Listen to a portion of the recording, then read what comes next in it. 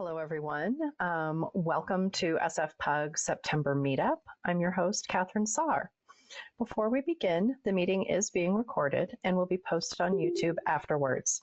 Everyone who speaks during today's event will be part of the recording. We will do the Q&A at the end of the presentation.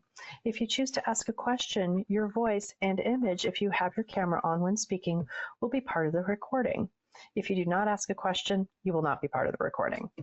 If you're using the most recent version of the app, which we recommend, you can use the raise hand function to join the queue. If you're using an older version of the app, which does not have this function, please use the chat to let the organizers know you would like to ask a question. They will add you to the queue. The organizer will let you know when you are next in the queue so you can be ready to unmute your microphone and then ask your question. If you do not want to be part of the recording, the organizers can convey your question to the speaker. In that case, please type out your question in full and let the organizers know that you would like them to present it to the speaker. If you have any technical issues, please message the organizers for assistance. If you drop out of the meeting and are unable to rejoin, you can post a message on the event page on Meetup, which we're monitoring during the presentation. SF Pug, Bay Area Postgres, is a PGUS affiliated user group, and I am a volunteer for PGUS.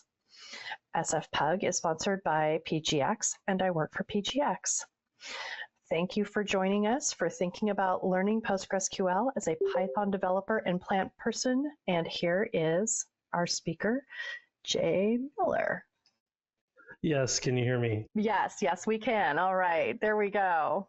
And here is Jay Miller with thinking about learning PostgreSQL as a Python developer and plant person.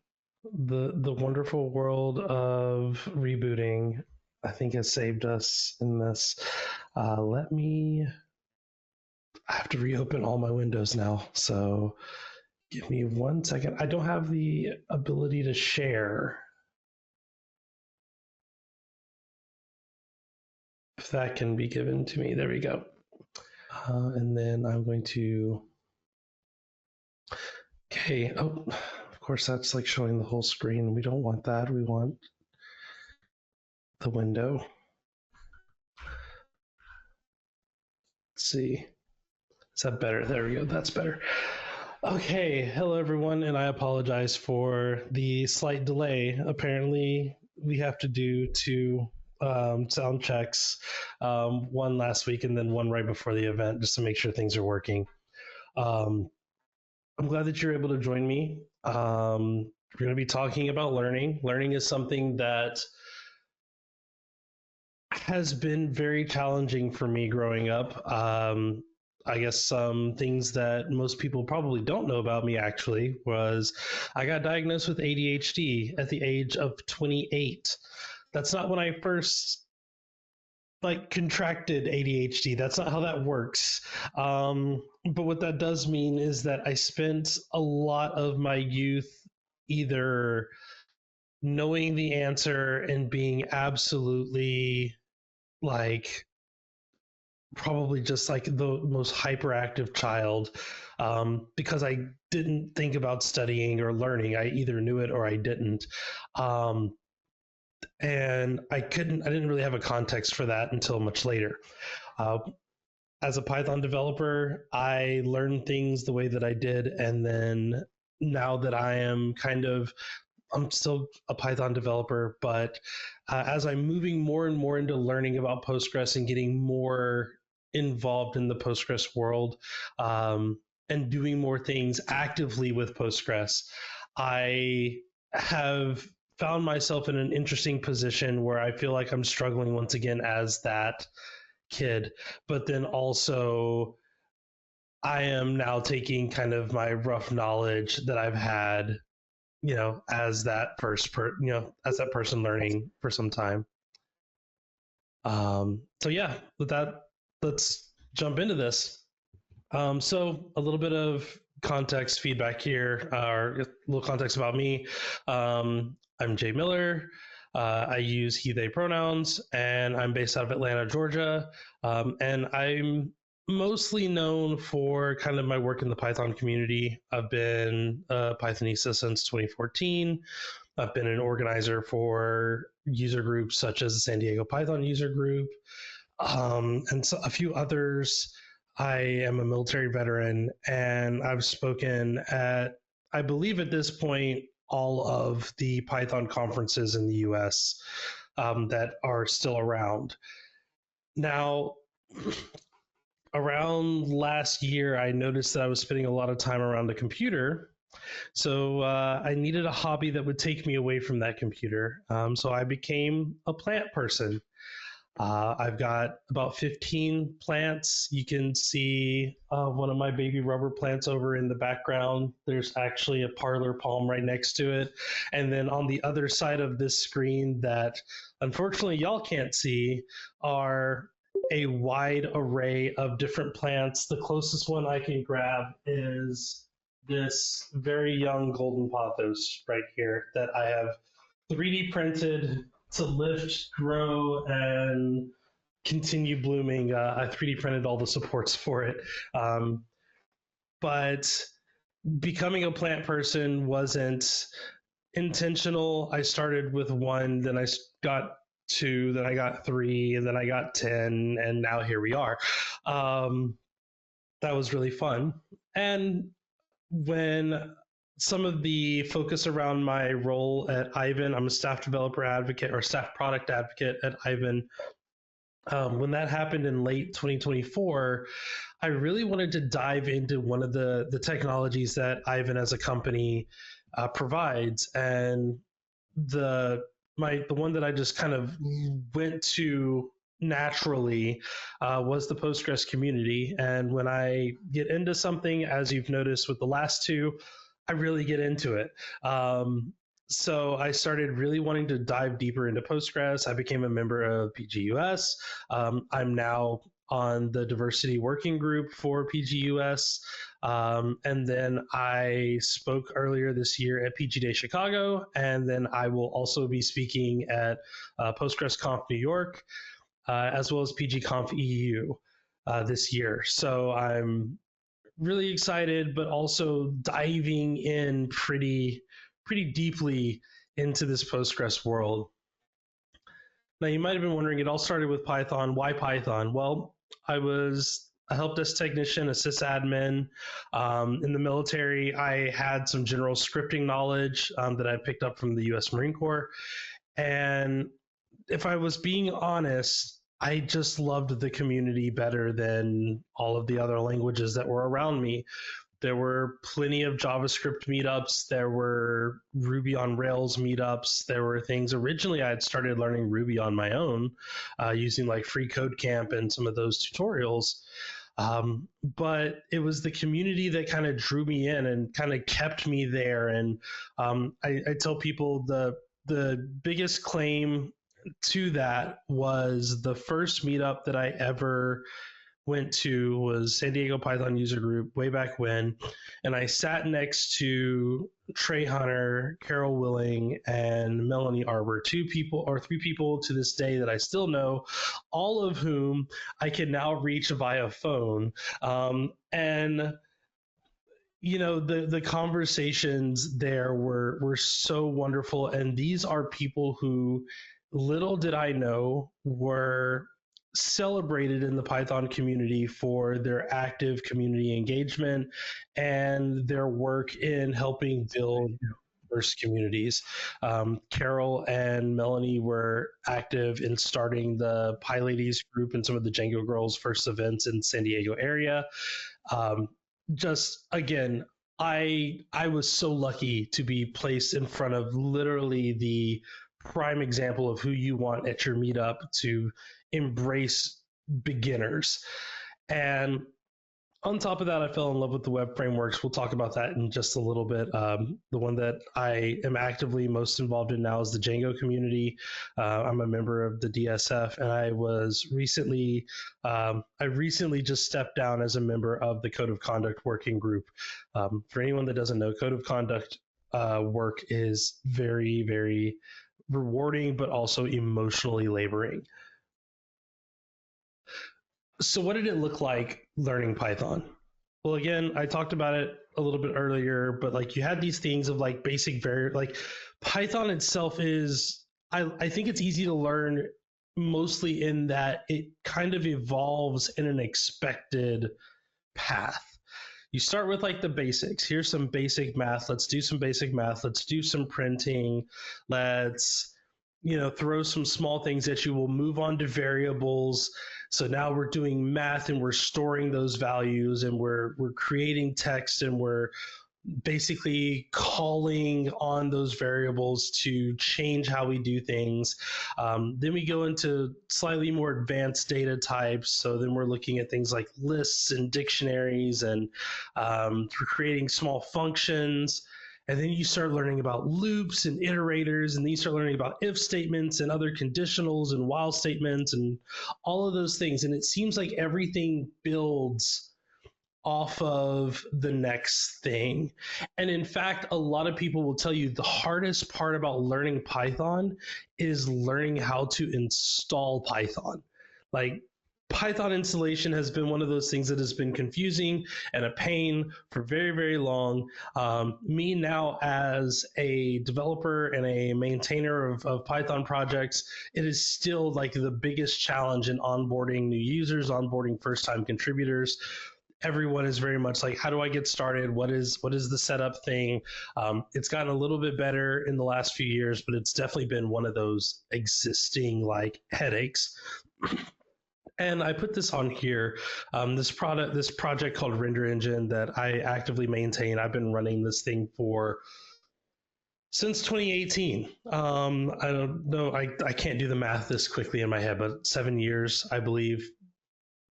More than that, I don't know, 8 years. Basically, I learned Python by building a static site generator. It was like, I want to learn how to do this, so I'm going to give myself a way to execute on this stuff right here, right now. I made up an excuse to build a static site for the company I was working for at the time, instead of just using like their normal CMS and stuff.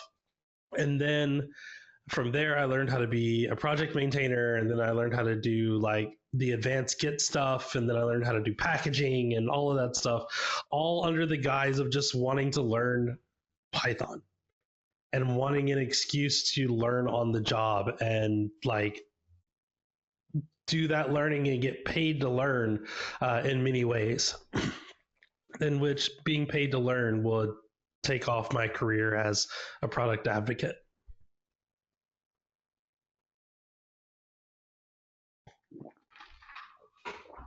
But then I also have to mention, again, I talked about the people, I talked about how amazing the people were.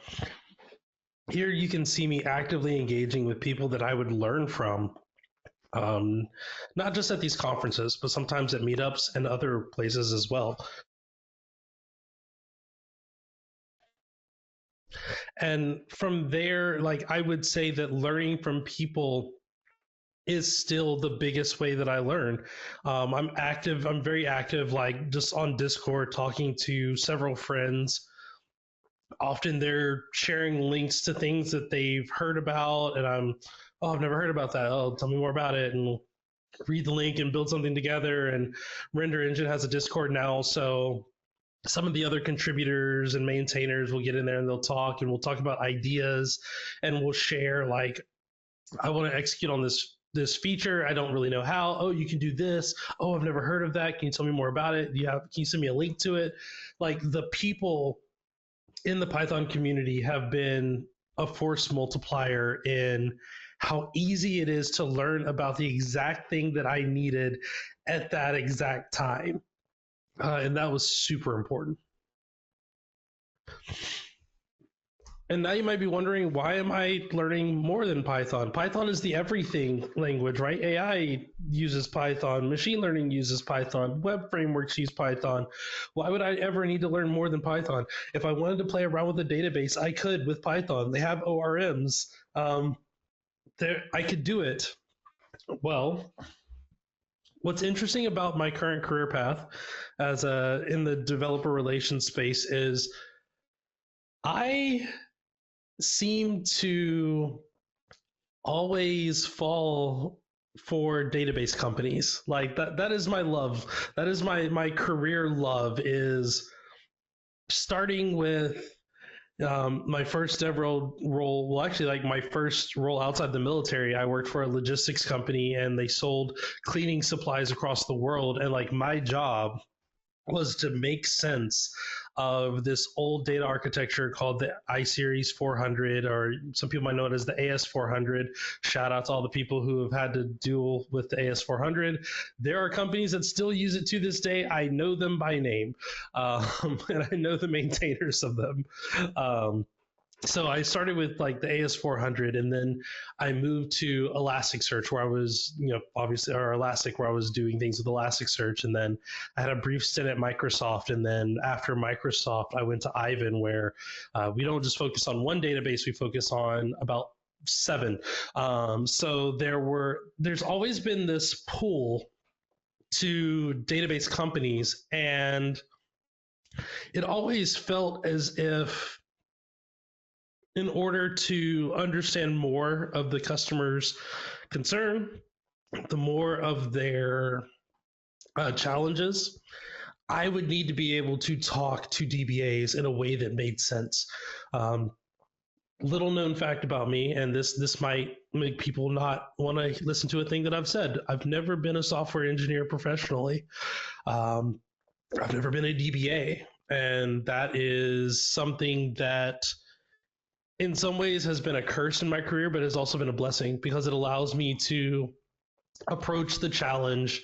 I'm really good at rubber ducking for people. So I'm like, here, explain it to me in a way as if I've never heard about anything that you're talking about. And sometimes because that's the case, but also because then it allows them to break it down further and further. And then they go, I know what the problem was. It was that. Okay, cool. And then they can go back and figure that out. So career aspirations and wanting to go further in my career, especially as I kind of niche into database technologies, is definitely one reason. And the other two are kind of connected. The agnosticism of it all, again, AI has kind of made a quandary of things in that I think over time we're going to need fewer and fewer. I'm not saying zero. Let me be very, very clear. I'm definitely not saying zero. I actually think that this is the biggest challenge with AI, is that we've got to balance this. But I think that those that are able to adapt to whatever language they are working with in that moment are going to be some of the more successful engineers in this AI age space. So if I'm going to trust a large language model with my data, I would love to know what that thing is doing, what type of calls it's making. Is it accessing things that it probably shouldn't access? And the only way that I can do that is if I understand what it's doing. So a part of the desire to learn that is to be a little bit more comfortable and familiar with different programming languages across the board, but also be comfortable with how data is stored and ultimately the data and retrieval portions of it. And then the last part, that separation of concerns, I wanted to talk about kind of in a true story. It's something that happened to me.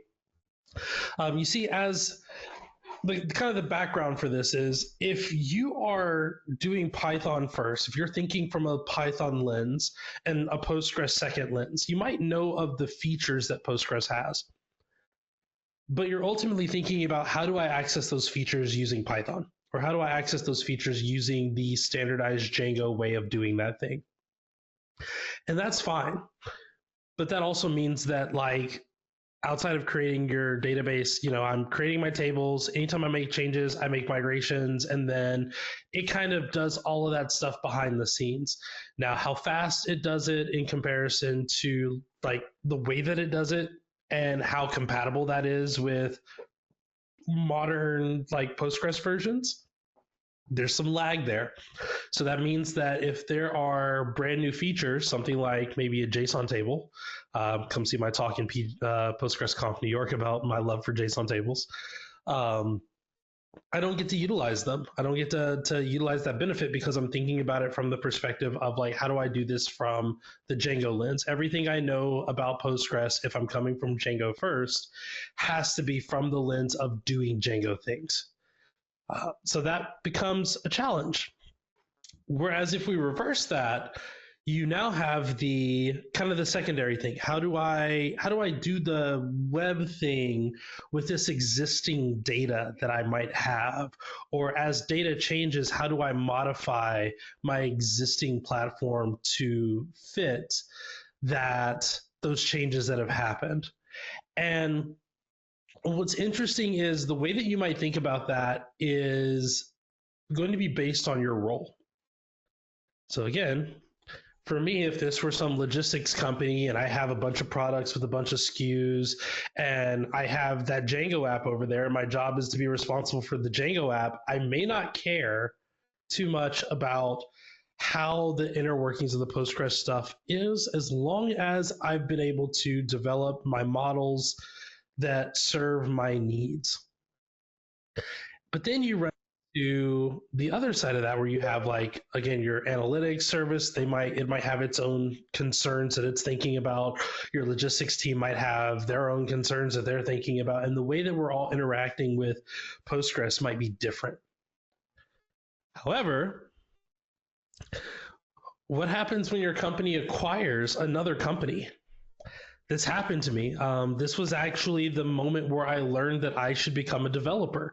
The company, that logistics company that I was talking about when one of my first gigs out of the military, bought another company, and they like called me into an office, and they were like, "Hey Jay, we need you to sit down. We just acquired this company, and we know that you're in charge of the e-commerce site, but you also do some of the inventory stuff and the data processing for the inventory.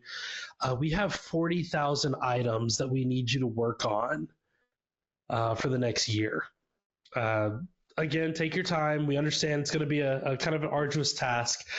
We need to figure out how to do this." And 8 hours later, the script that I created to modify their existing schema to create a new CSV file that matched our current schema to then upload all of that new data into our database was churning away. And I was sitting there wondering, like, wow, in an age before AI, I had automated myself out of a job for the next quarter.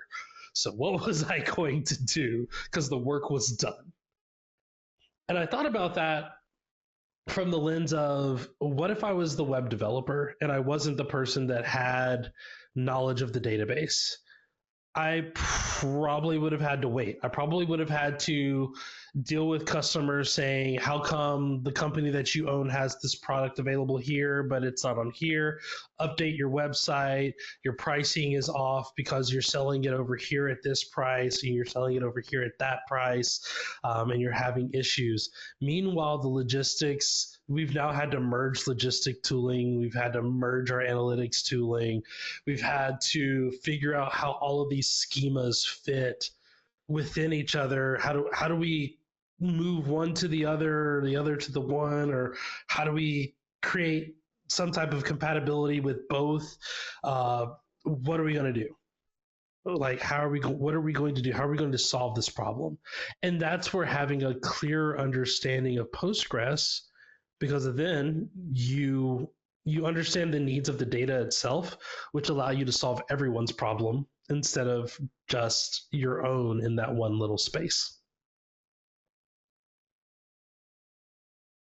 So why specifically Postgres? Well, that is an interesting question. And yes, I'm going to give you the technical reasons, but I'm going to give you the better answer, in my opinion, for those technical reasons. The acid compliance thing, one, I have to say acid so many times, and I have to like atomicity, consistency. I joked and said isolaticity, just because I love making little jokes that'll help me remember things, and durability. What this means to me is that it's reliable. When I think of all of those words, I hear reliable. Like it's a reliable tool. Again, its age is enough to tell you how reliable it is. The extensions, I love me a good extension. I always say the whiz, the bang, the pop, all the stuff that you thought you didn't need that turns out you did need, or the things you didn't know you needed until you needed them. Those are always available to you. And if they aren't available, the ability to create them in itself is a really interesting concept, and one that as a package maintainer, I can think about in terms of like, I immediately always want to reach for some extension because that's, as a Python developer, that's what I'm used to. It's always import something, it's always pip install something. And that has been a thing that I've kind of pushed myself against is like, there are a few extensions that I'm going to lean on that I'm going to call, like I'm going to call PG Vector for vector things. I'm going to call on some of these other tools as I need them. But I'm going to first see like what does Postgres have under the hood, immediately. Like in Python, we would say like what's in standard library before we go adding external tools. The fact that it's standardized on SQL means that since I'm coming from Python and I'm coming from analytics tools and I'm coming from logistics software, and all of them have had some level of SQL-esque query language available to them, means that I kind of know where to start, but I don't have the full context. I think that's always the fun part with like in Postgres, I always kind of feel like I know what I'm trying to do. It's just I don't know the specific dialect and how to do it. And being from the South, where sometimes my accent will come out, like I'm from Tennessee, occasionally I have friends who live in like South Carolina or Louisiana, and I'll hear them, and it's like I know you're asking me something, but I don't quite understand the specific dialect in which you're speaking. Um, that I kind of get that feeling with Postgres from time to time, where it's like maybe I'm supposed to do this. No, close, but not quite. And then that last one, that lightweightness. Um, Again, being able to just build something and host it on a super old computer in the background, as long as you got the space for it, that's a good feeling. Obviously, I work for a company that hosts Postgres instances, and I think there's a time and a place for that. But oftentimes, I just want a Postgres instance to exist right behind me, and when I get upset and I need to blow it away, I don't have to like wait for the internet to come up. I can just drop a thing there and then delete a volume and keep going. So yeah, just those reasons. Again, they're the super technical reasons that everyone says, and again, we've even put them in a blog post about why we love them so much. But like for me, those are some very real reasons. Okay, so you've been hearing me wax poetic about Python, and then like kind of the over the fence grass is greener view, or the rose colored glass, the rose tinted lenses of learning Postgres. And again, coming into this, because I had played around with some SQL stuff, I kind of thought I knew more than I did, and that's like the first challenge is always just assume you know nothing. I tell people like, to me, a junior developer over indexes on what they know. Senior developer understands that they know very little, and then like the everything above that is just the how comfortable are you in that unknowingness, and how easy is it for you to work in spite of not always knowing and being able to find or discover what the solution is in those ways. That and just a lot of muscle memory, a lot of experience, and a lot of like talking to the right people, hearing the right people say the right things, and just trying them. um, so again, for me, I was like, okay, basic blocks. How do I create a database? How do I create a table?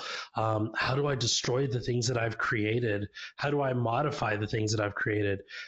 Then moving into that again, SQL language. How do I retrieve the information that I've been storing, and then what extensions are available to me to kind of expand on that. And then we got into this interesting space that kind of gave me vibes of the Pythonic question. For those that don't know, Python has this phrase called being Pythonic. And we use a Python enhancement proposal, and one of the most popular ones is called PEP8. And PEP8 is like these aren't the rules of writing good, clean Python code, but if you start with these, you're well on your way. And while I was in PG Day Chicago, I was actually at the Data Day from Prairie Postgres, and I was in Letitia Avro's workshop, and we started talking about like the normalization of data, and this is where like my brain started to malfunction because understanding the different rules of normalization and asking Letitia, well, like, but when do you do this and when do you not do this? And the answer was basically just yes. Postgres is an art; it's not a science. Well, it is a science. It's a very sciencey art, in that you kind of just you'll see these moments and you'll know in your head that maybe you should do all of these things, and there will be something in your mind that just says, or you could not do that. And that was the moment where again the ADHD, the struggling to learn, like I do really good in absolutes, I do really good in binary, and like on off, do this, don't do this, that's really really great for me. It's all of the wavelength in between when it comes to learning that I tend to struggle the most with. And then you start getting on top of that. We've just talked about storing data and accessing data. We haven't lifted the hood up yet. We haven't actually talked about things like the write ahead log. We haven't talked about, how JSON is stored, how you call it, how you retrieve it. I'm sorry, it will take me forever to understand whether or not it's supposed to be a line and a greater than sign, or a pound sign and a greater than sign, or a line and a pound sign and a greater than. I'm going to always need a cheat sheet to understand when I need to use those things. When do I use stored procedures? A lot of understanding Postgres was recognizing how much I didn't know, but then also just constantly having questions to the point that AI gets tired of me. The first time I ever exceeded like my maximum tokens was just from asking questions of like, how does this work? Please explain this to me. What are the settings in order to like wall management? What are the settings that I can use to configure the wall? Like, how big is too big? How small is too small? How often is too often when we talk about wall cleanup and all this other stuff? Like asking all of these questions and the answer just always being it depends just makes you more frustrated because okay, it depends when. Give me the exact details. My ADHD mind wants to know exactly the rules in which I'm playing this game so that I can understand what I'm supposed to be doing next. And then I had the other ideas. Again, I talked about for Python, it was people, people, people. Well, I had met some amazing people. I met people like Stacy and Catherine who invited me on to do this, and I'd met people like Elizabeth Christensen and Balvola, who runs the pug in Madagascar. Like I had met all these people, and what I'd learned is that like people are doing their things. Like it's not people are like kind of in the space that they're in, and I didn't feel quite comfortable going to them to ask the questions that I had. Not that they had made me feel uncomfortable in any way, but I didn't know what to ask yet. And whereas again, Python felt like there was this very real like structure of start here, go here, go here, go here, go here. Postgres has that. If you go to the Getting Started on Postgres on the website, there's a long list of maybe why you should start with Postgres. And then you get brought to a tutorial that takes you through all of the stuff that I had already done. And then it said, good, now go to part 2. And I was like, oh no, there's a part 2.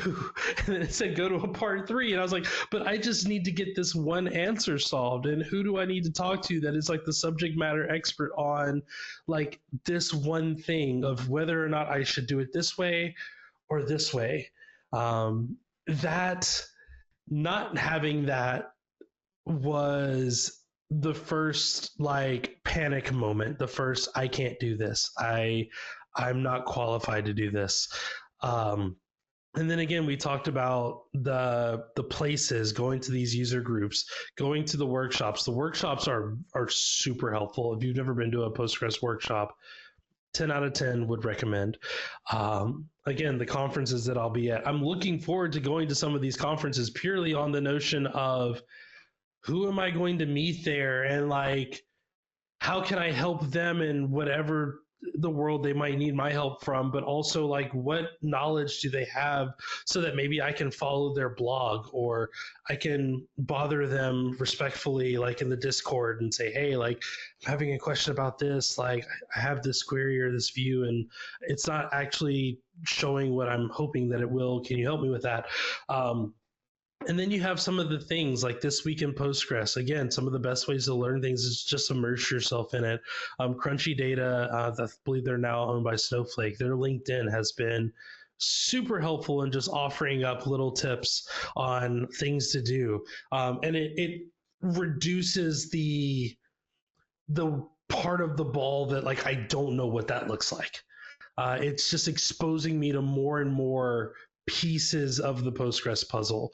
And if you're new to Postgres and it feels overwhelming, one of my favorite Reddit posts that I saw and just preparing for this talk was, why is there such a steep learning curve with Postgres? And the word overwhelming, I think, did pop up once or twice in there.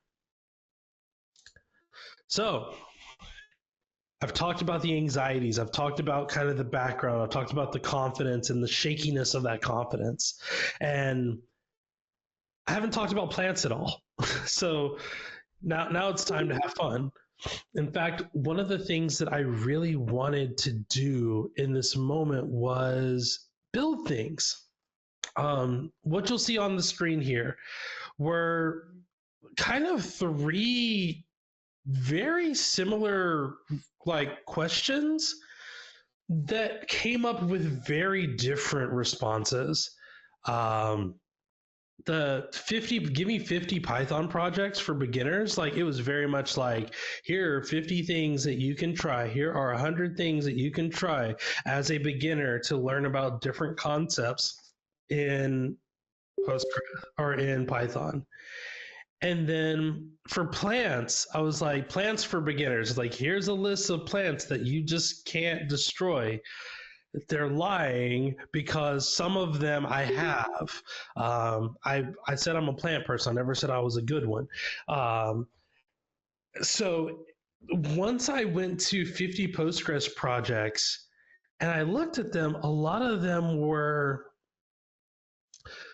demos, but were demos that weren't very practical. Like if you see like the Postgres 1000 projects, like an online restaurant food ordering and management system written in Python. Okay. But what if I don't know Python? Like how do I just dive into the Postgres stuff? And in fact, I looked at this comment, the one that I highlighted, looking for beginner project ideas to show off Postgres skills. The first one was like, yeah, I've been looking too. That's a good question. There is somewhat of a little gap in how can you develop that skill set?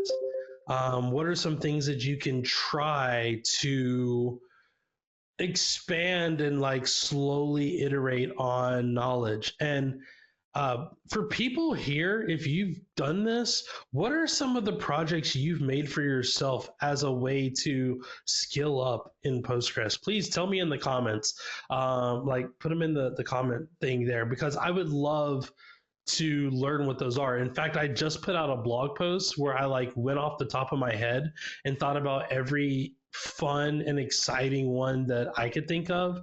And I thought of like a trading card game collection system so you can, keep track of all of your cards. Maybe you've got them in separate binders, so you need to organize them by binder, and you've just created a card catalog, literally a trading card game card catalog. I've mentioned a tracker, like a health tracker. Maybe you want to track every time you drink water or how much water you drink per day. Again, maybe you have plants and you want to track your plants. That's one too. That's one that's there as well.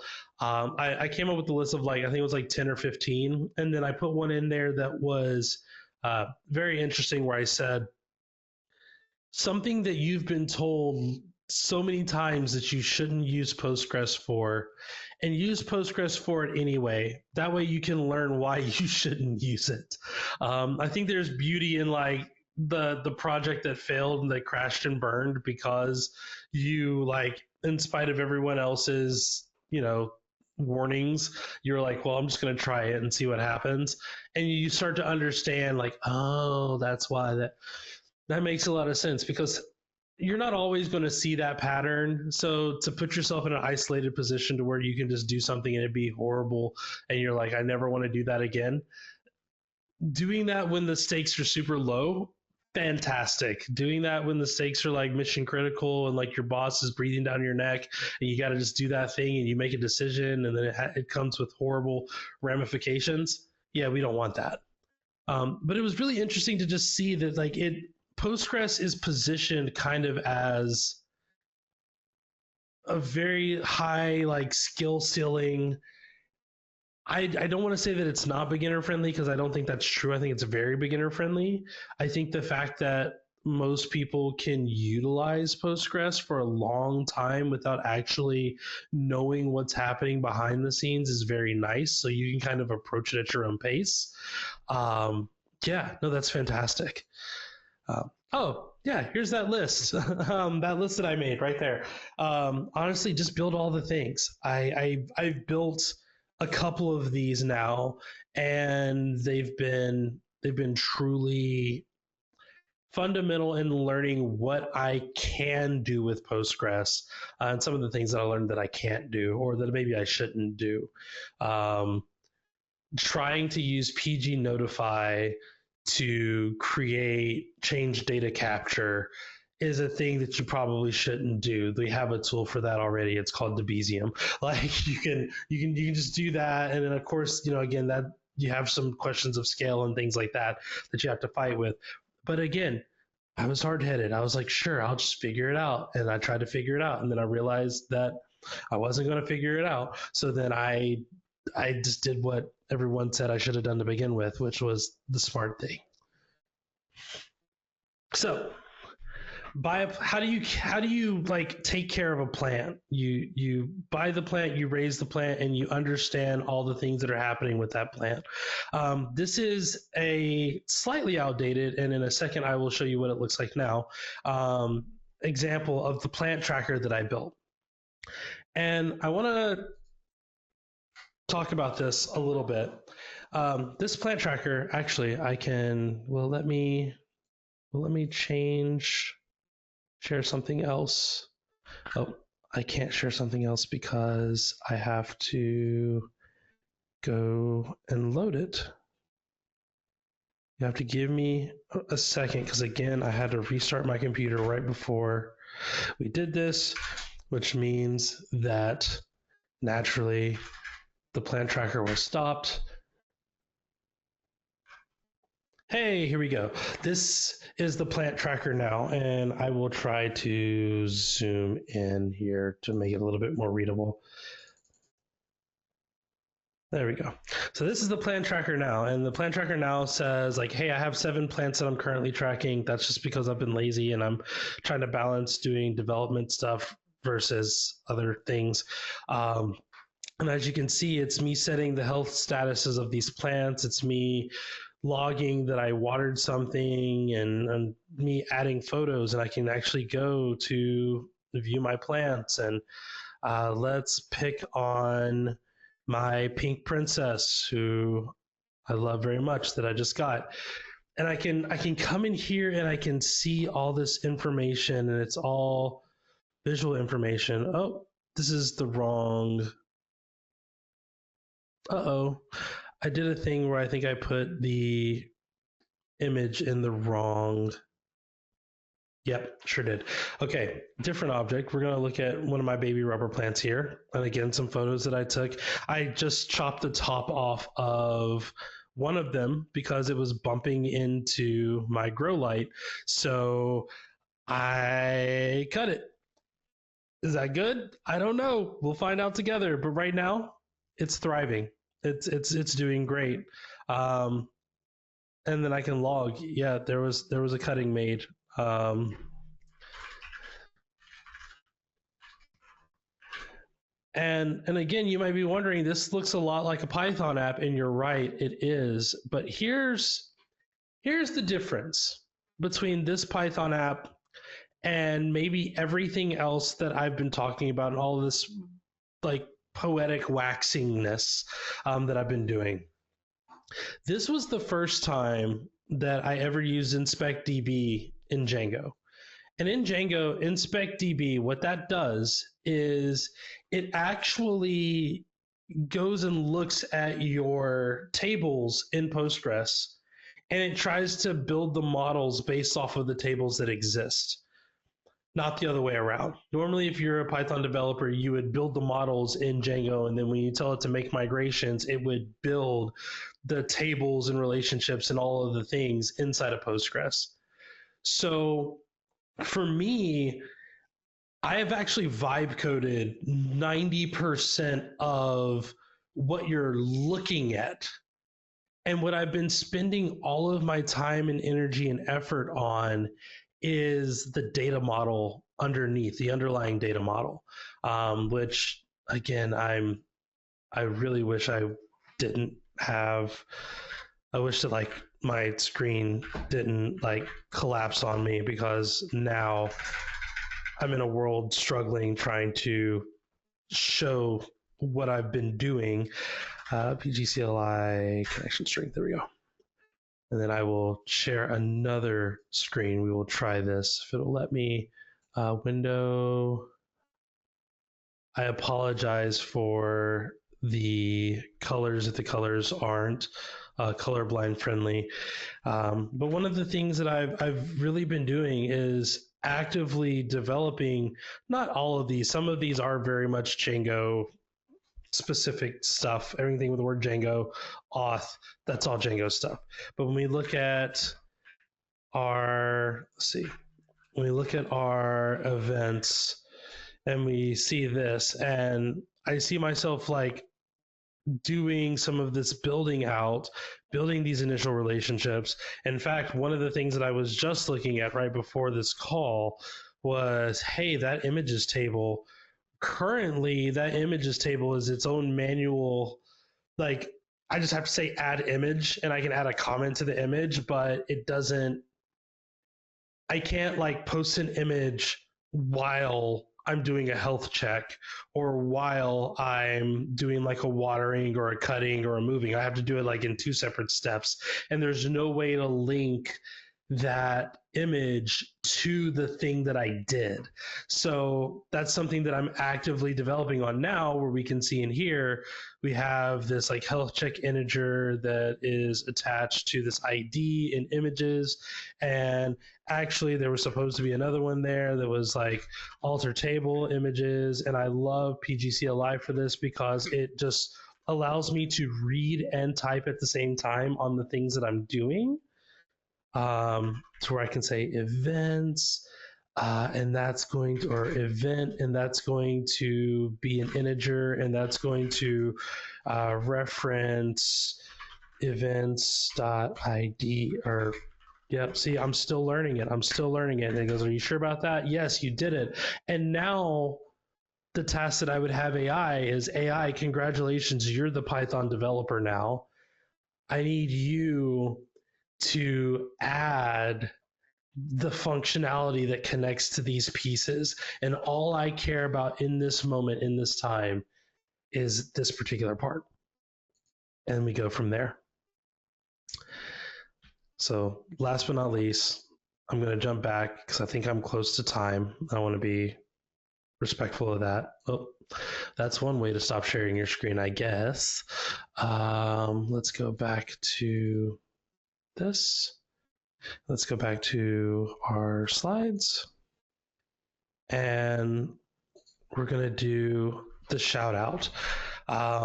As you saw, I was using PSQL and PGCLI. Those are great.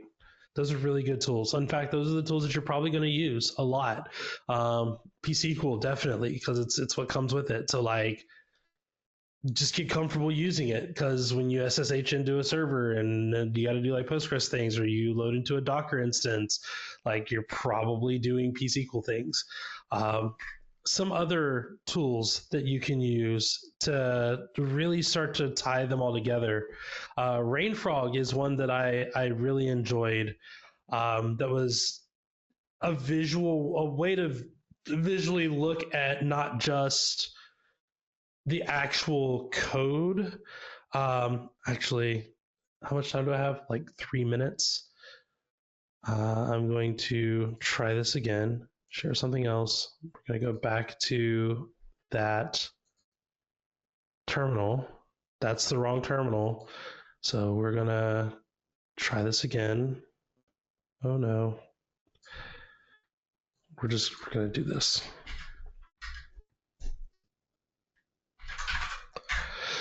And see if we can make it bigger. If I can't, there we go. So if I do rainfrog URL and nope, that's not it.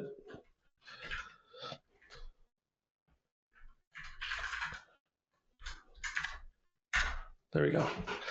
I not only get to see those objects, and I can hit enter and see some rows that exist in there, but I can also then go in and I can say, like, what do my columns look like, and visualize that. And I can look at the different constraints that exist and the different indexes if I wanted to create indexes on things. And that's been super helpful. It just gives me a visual way to see what I'm doing when I need to switch my mind from I'm doing mode to I'm learning mode. And then the last thing that I will throw out there before we wrap up, again, let me do the bouncing thing, is remember, if looking at a terminal isn't your speed, that's okay. Like, you can use Postgres if you need to. That'll help you build a REST API directly off of your databases. So like, you can just run through that and let it build it and have it create visualizations for you. Again, I love Django. You're not going to see me say a bad word about Django. And I put in there the Claude asterisks of, you don't have to be a web developer. You don't have to be an API engineer in order to do this. In fact, if you're learning Postgres, I would encourage you to focus as much on that Postgres piece and move everything else off to AI and to do other things. That way you can just purely be concerned about the part that you're learning, because whether it's not killing your spider plant or your snake plant, which I have done. Apparently that is the thing that is the hardest thing in the world to destroy, and I have completely demolished mine. Or if you're learning Python, or if you're learning Django, just like specifically focusing in on those things are going to be the biggest thing to benefit you in that moment. And that's it. If you want to learn more from me, or more, if you want to just connect with me, I'm really only on LinkedIn when it comes to like social media, and that's kind of because I have to be in my job. My blog and stuff is everywhere you need to find me is KJ Miller, KJAY Miller. I do hope you'll join us at PGConf New York. I'll be there. Come say hi. I always tell people, if you tell me how we connected, I will probably buy you a drink. So like if that's an incentive to, or ice cream if you don't drink, which is fine too. If that's an incentive for you to just come up to me and just chat, I would love to chat with anybody and everybody on just learning how you're learning, how I can learn, however we can do that. Also, if you're going to be at PGConf EU, look for these talks, the 5 levels of JSON tables, also known as how I learned to accept reality and go touch grass. And then don't click PII to LLMs because acronyms are hard. And wiping customer data is even harder. So feel free to connect with me on those. That concludes my presentation. Thank you, Jay. That was great. Do we have any questions or comments? It looks like Edward said that he would like to chat with you and get your feedback on his Python open source project. And Edward, you can use the information that was on that last slide, and it will be in the recording if you weren't able to get that. Casey said, fabulous talk. Thank you. Yeah, it was great. It's always interesting watching a learning process and seeing the nuts and bolts of everything that's going on. I think the hardest part of this was, again, learning is so different for everyone that I didn't want to come in and say like 5 simple steps to becoming a Postgres master. Like, I don't think that is a great idea for anyone. But definitely, taking my approach to it, especially if you resonate with some of that, maybe you come from Python or, and again, if you want to talk about any of that stuff, like transitioning from like Python to Postgres or maybe Postgres to Python, or learning about, how to learn with certain neurodiversities. I have some talks about those things as well. And I'm always someone who loves to talk about any of that stuff, and I'm a pretty open book. Awesome. Any other comments? Brandon says, I'm a student working towards a CS degree and have yet to learn about databases. What career opportunities open up with PostgreSQL or database skills? That's actually a really interesting question. I think the biggest challenge, sorry, I'm trying to multitask here because I know we're at like the time. That's okay. We can go a little over. Okay. The CS degree is like your first step. And I think that like a lot of that is the thing that you need to maybe qualify to get that first job, but it doesn't really tell you what you want to do. And like the next step in your career is going to be trying to figure out what it is that you want to do. And it might be something around like back-end development or front-end development, or maybe it's even design. Like that's fine too. Like we love our designers. Or it could just be being a DBA, being someone who does a lot about not just Postgres, but like MySQL and other databases in general. The thing that I think Postgres really unlocks is, again, having that just based in SQL. If you learn how to navigate through your data, if it's stored in Postgres, almost every other relational database that you interact with, you will have a really good starting point.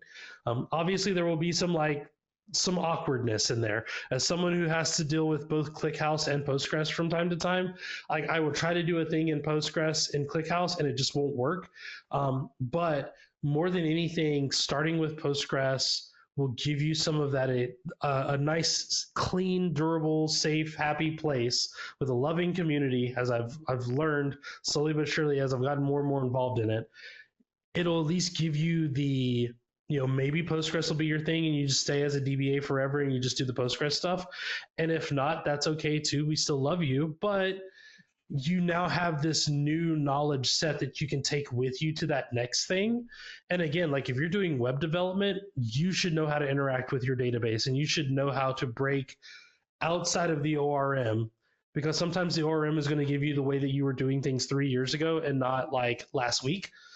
So you need to break into being able to do just cursor, insert, and then some query, and not necessarily like something dot insert dot filter dot, whatever, how you would do it in like an ORM.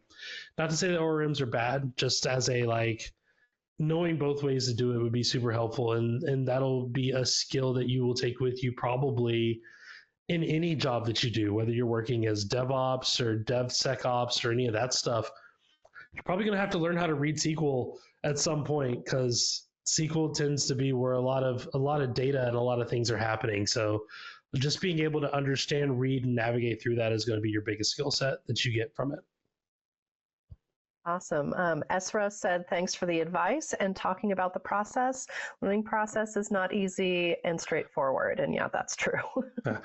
I would love for some of the folks who are involved in just kind of the Postgres US, the Postgres user groups and stuff, to kind of talk about the like what conversation has been had around the learning process. Because again, like the Postgres docs are unwieldy. Like there's a lot going on in there, and I understand, because the Django docs are not better. Like the Django docs are just as bad, and a lot of that is balancing. Like the creator of Write the Docs, Eric Holscher, he has this quote that is like, good documentation solves the problem that your customer has. Correct documentation quickly identifies which customer you're dealing with in that moment, and that is like you have to have documentation that is comprehensive and that is complete. But sometimes you also have documentation that might exist outside of that is just like the help. I've never touched a database in my life and I have to get some data. How do I do that? And then there might also be like, I just inherited this 10-year-old database. What do I do to make sure that it's good? And like all of those things are good documentation, but where they live and when they live are completely different stories. And it takes people who are in that ecosystem a lot of conversations to figure that out.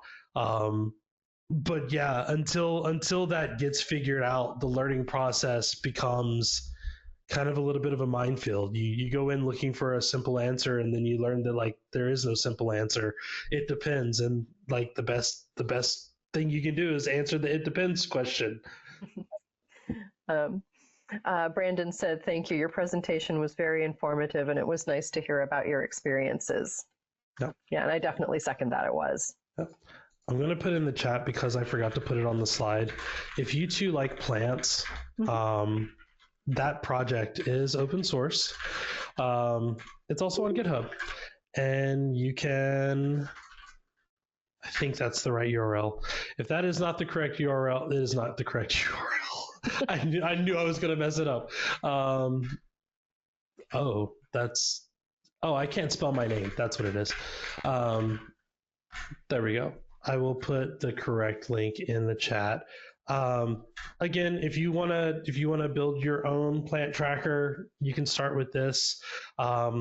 It doesn't have the database stuff with it. That's kind of the next step, is to take a backup of this and say like, hey, here's how I built the schema for this thing. That'll be up in the next hour. Because I realized that as I said it, was like, this isn't going to help anybody. It's just going to give them an empty Django project that does nothing. But there is a Docker file there, so you can run it on your computer locally. You can run it in the cloud. You can run it kind of wherever. It does require a little bit of Django knowledge. I'm working on making it more user-friendly for folks who are not specifically in Django, but we'll get there slowly but surely. Awesome. Thank you so much, Jay. That was a really great talk. Very informative, educational, the whole ball of wax. Thank you. You're very welcome. Look forward to seeing you in New York and possibly EU.